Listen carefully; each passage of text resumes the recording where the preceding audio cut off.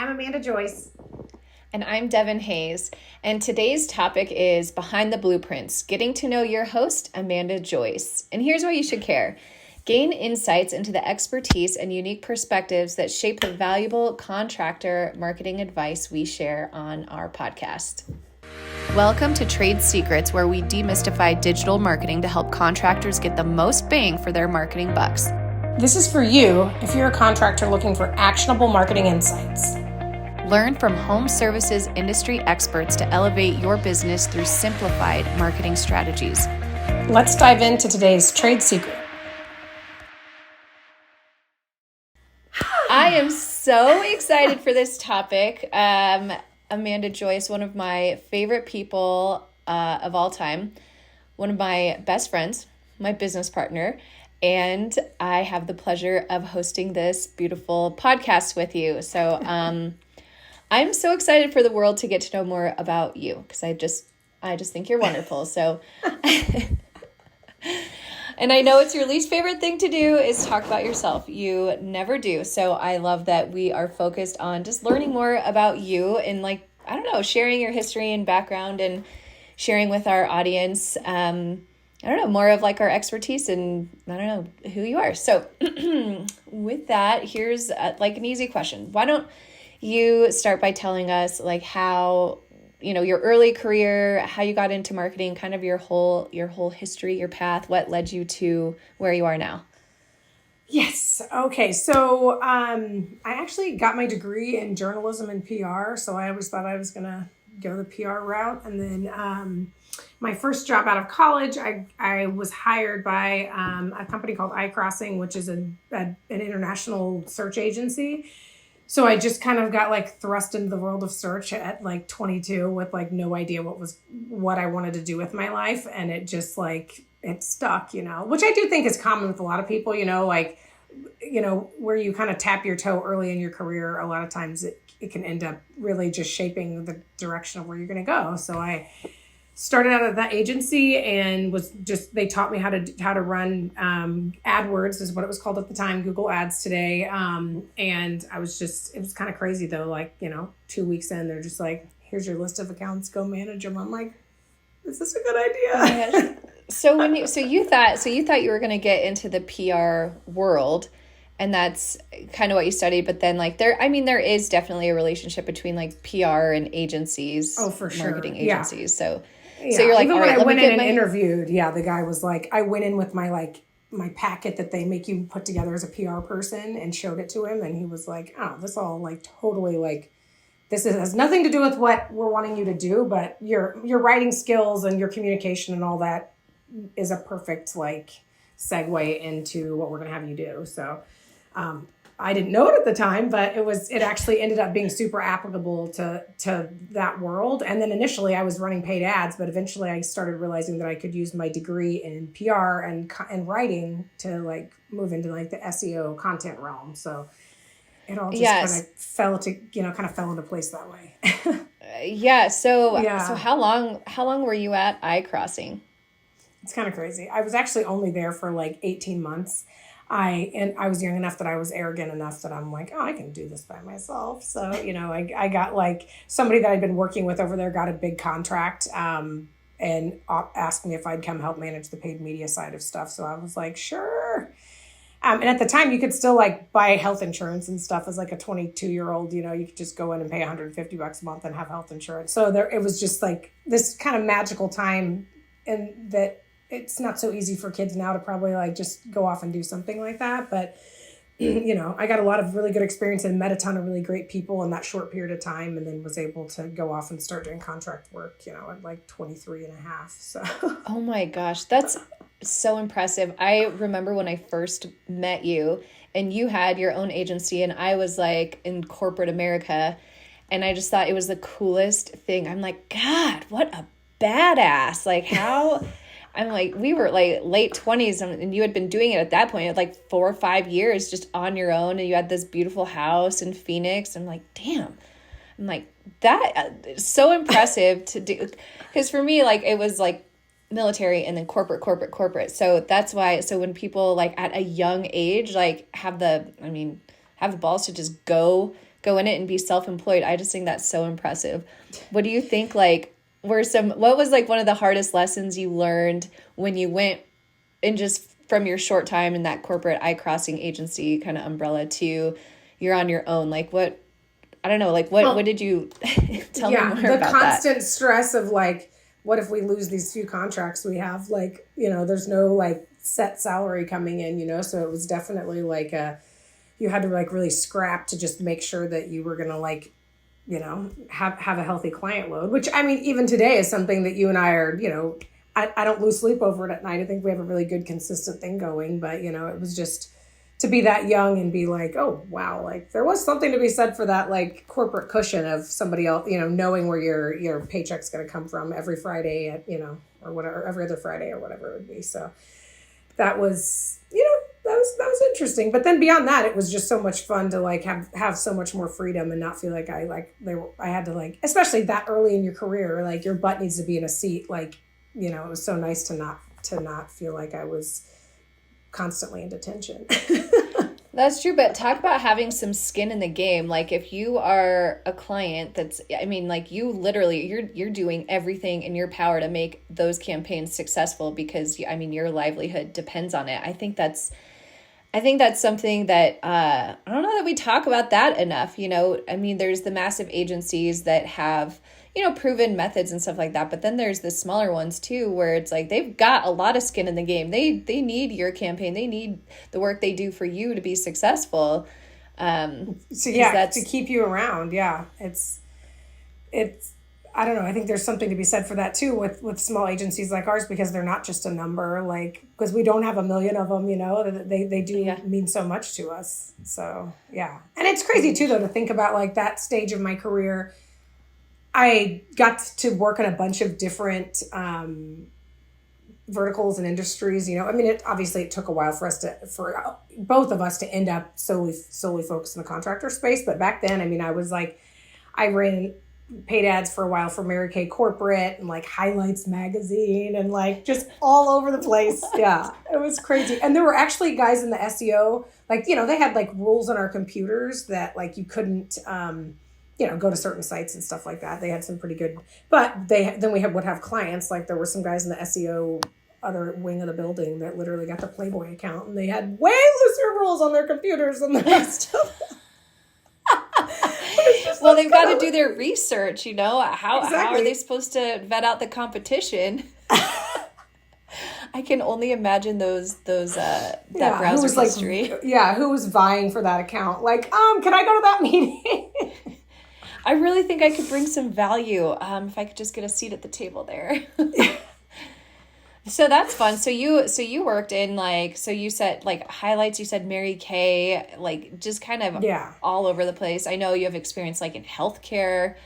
Exactly. Yeah. Symantec, like antivirus, that kind of software, that was a big account for us for a while. And so I was managing their paid ads and so it was like kind of crazy. You were learning a whole bunch of different industries real quickly. So, and it was cool too, though, to like get my training on Google Ads or AdWords or whatever you want to call it at that time, with large budgets that, were coming from huge companies that had a ton of money. So it's not like, I could just learn on their dime basically, and I had plenty of people that had been doing it for a long time, like training me and looking over my shoulder, but it was a great way to cut my teeth really fast.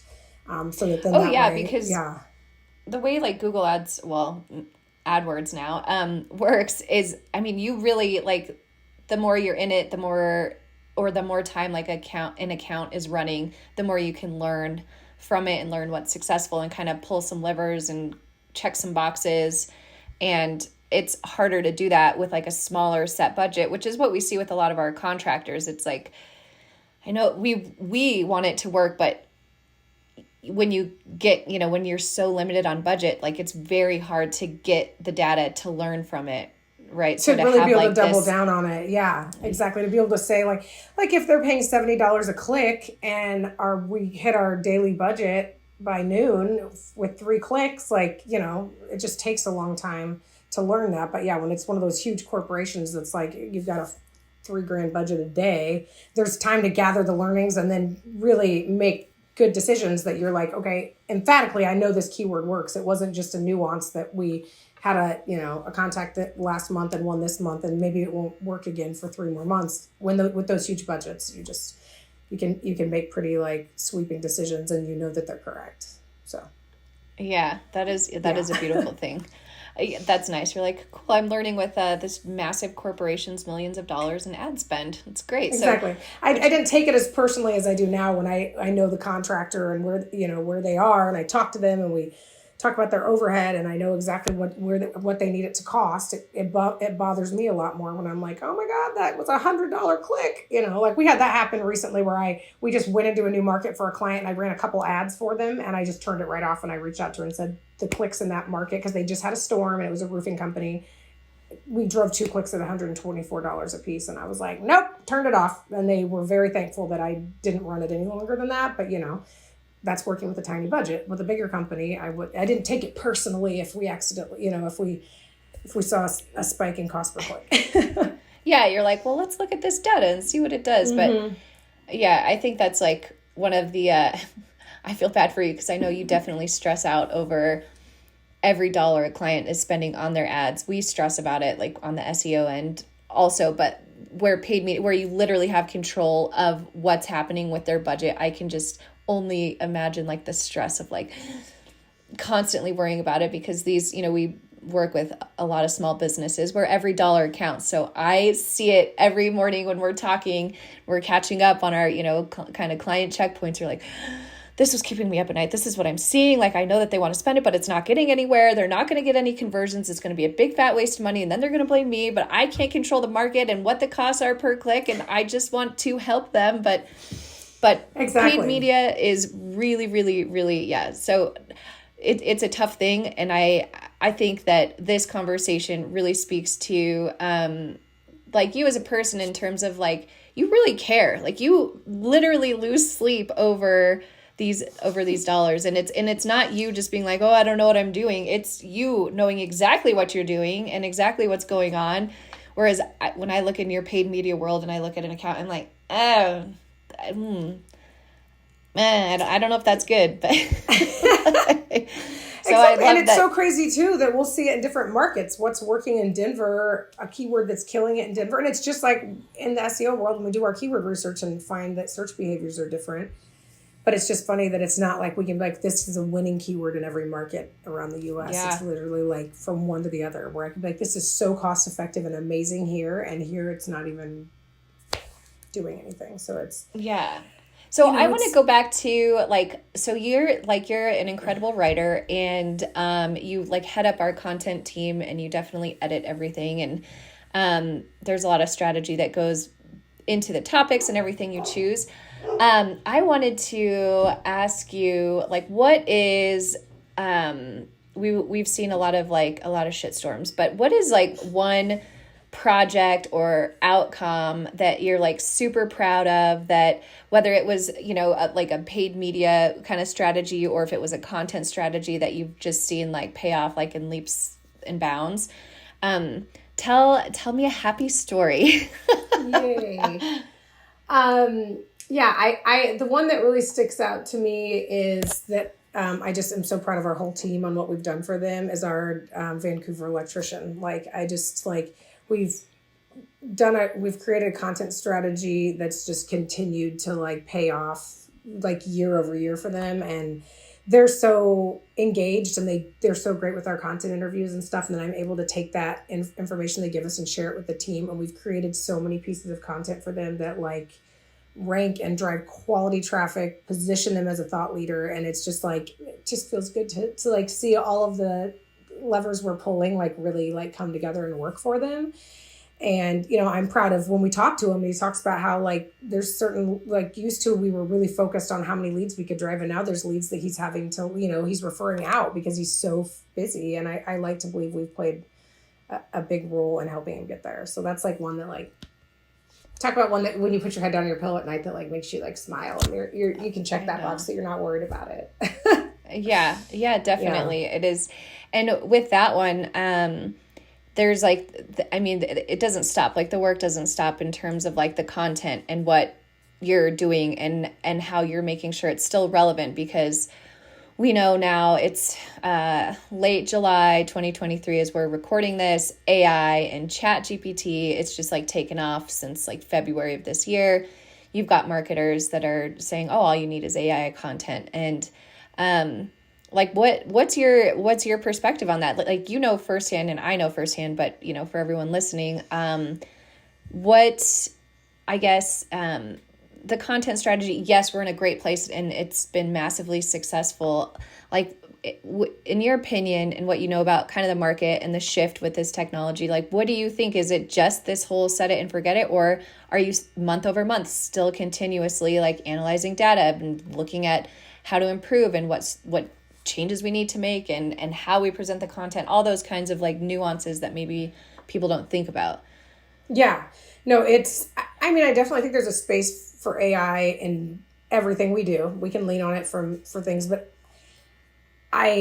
in terms of like content planning and a bigger strategy and really thinking about the end user, there's just still needs to be so much oversight from a human brain. And one of the big things that we do when we write content is go look at the search results at like what Google's actually favoring. And that really plays into what we're doing, whether we're refreshing an existing piece of content or coming up with a brand new one.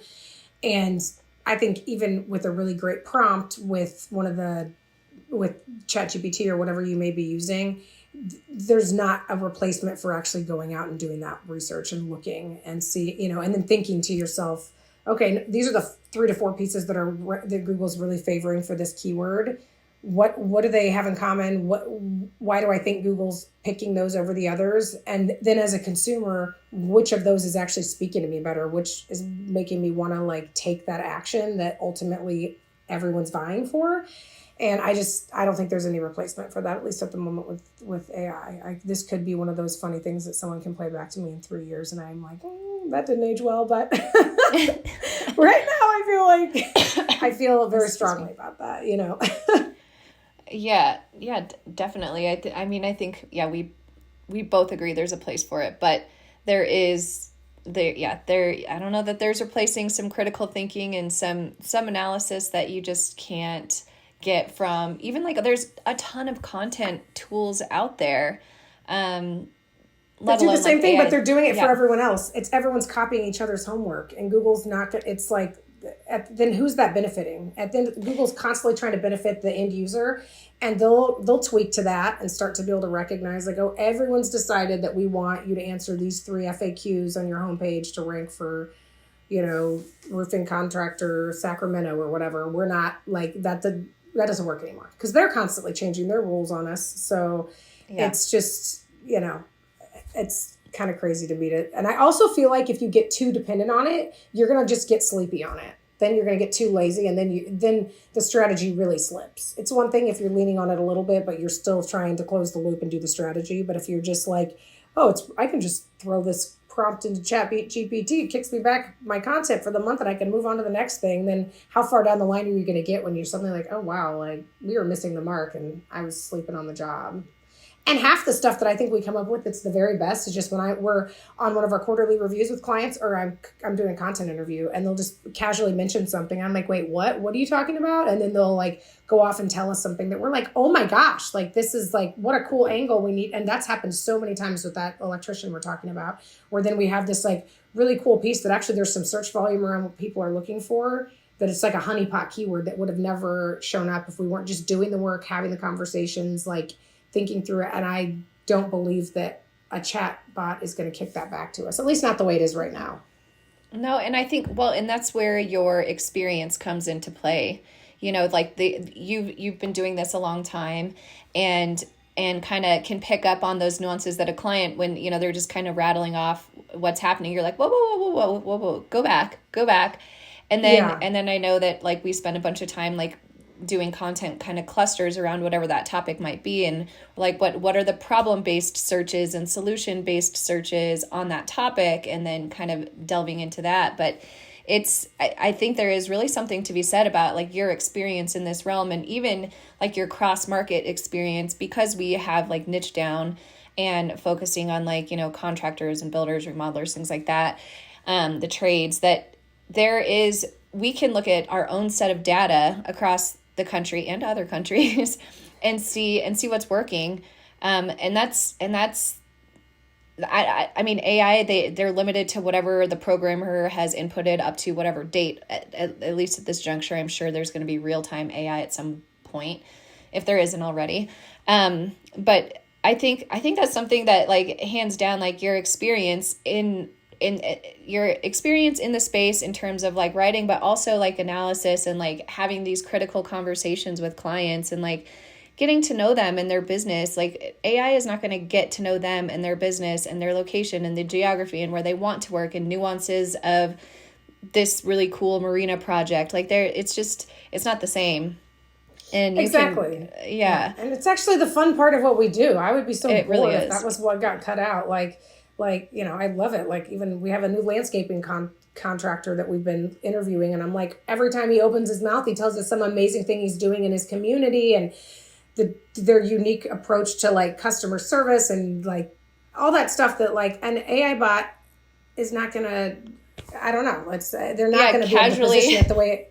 Casually mentioning that not only is like a 25-time Iron Man, that he donates organic food to the local elementary schools and stuff. Like, that's not what those are meant to just churn and churn and churn and churn and churn. If you know that about your client and you're plugging it in, it'll help you, but you got to get it there. It's only as good as what you give it. And if you're sleeping on the job and you're just like, come up with my next 4 topics for next month about landscaping, it's probably not gonna, unless you're really smart about how what you ask it to ask you back.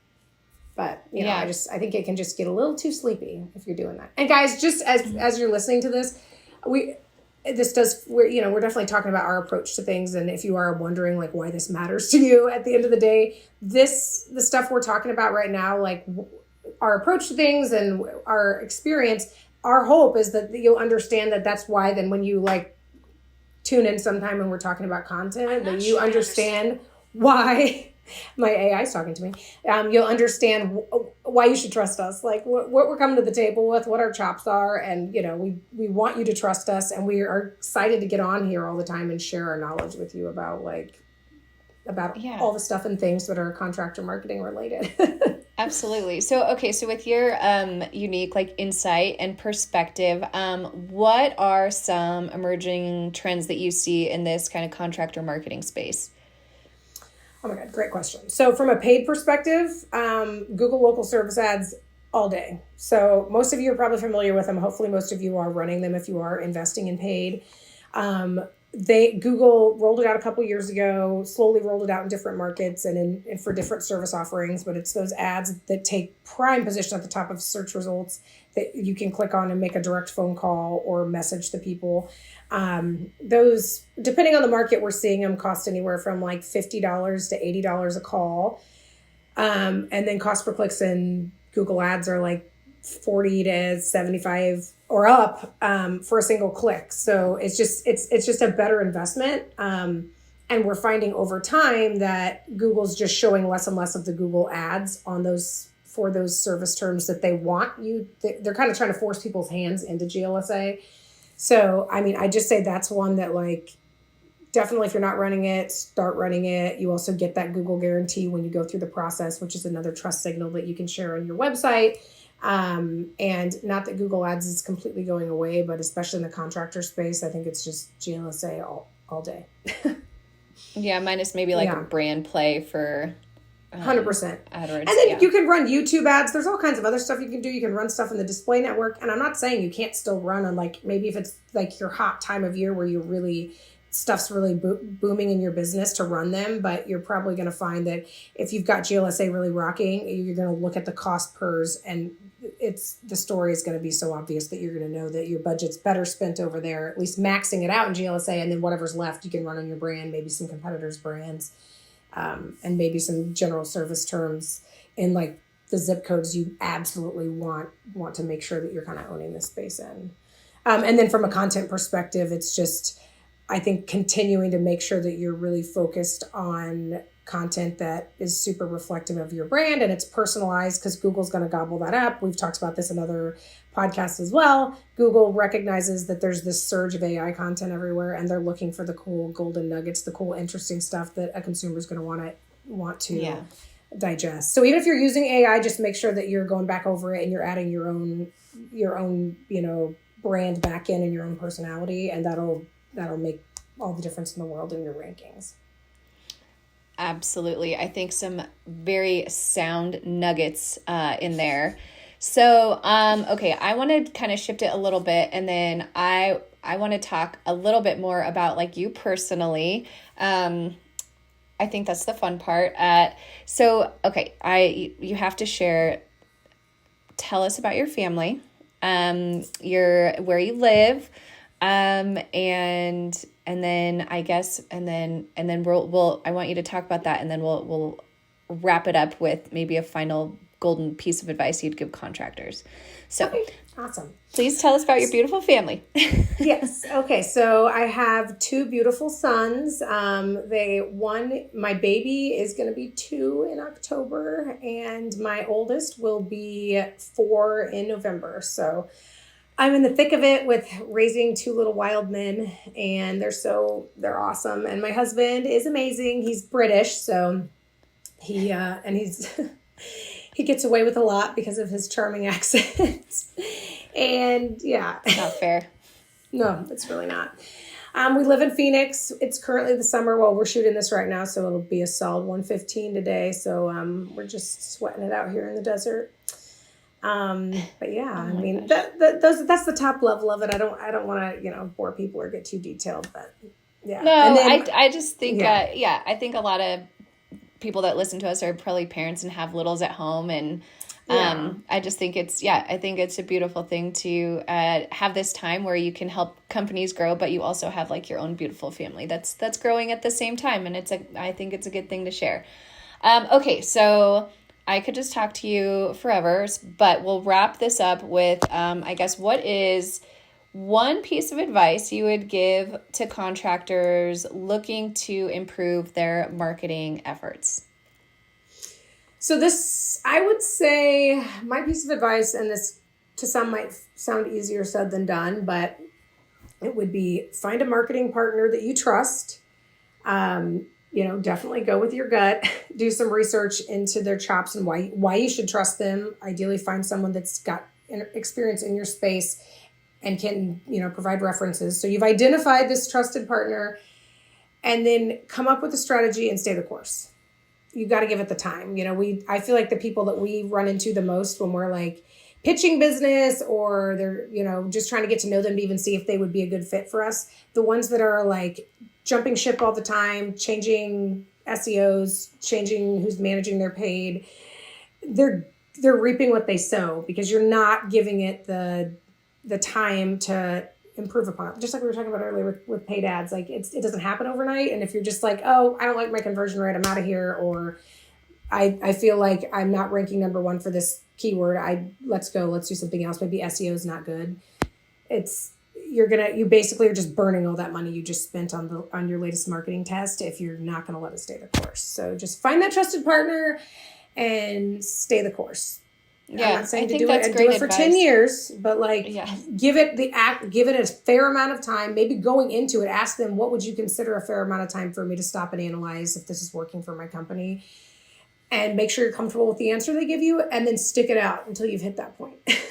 Yeah, I think that makes a lot of sense. Like, take some time. Don't make a quick decision because you're at a trade show and you got sold by someone in like an expo booth on your services. Really, take your time up front, vetting them out, and ask a lot of questions, and see what it's like to interact with them, I would guess, and their response time. And if you feel comfortable up front and you vet them out up front, then you're not going to be ready to jump ship after 2 months and just have that wheel of frustration because you're making quick decisions on an agency partner.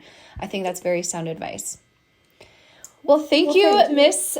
Amanda Joyce. That was beautiful, and you shared some great information as well as told all of our listeners about yourself. So thank you for agreeing to do this episode. I always love hearing your professional background. It's awesome.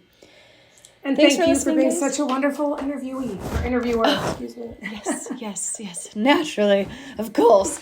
So thank you for listening, and tune in and share, like, subscribe, all those good things. We appreciate it. That helps us keep things going. Until next time. That was today's trade secret. Thanks for listening. Did you find this helpful? We're just getting started. Subscribe and don't miss our next reveal. Until next time.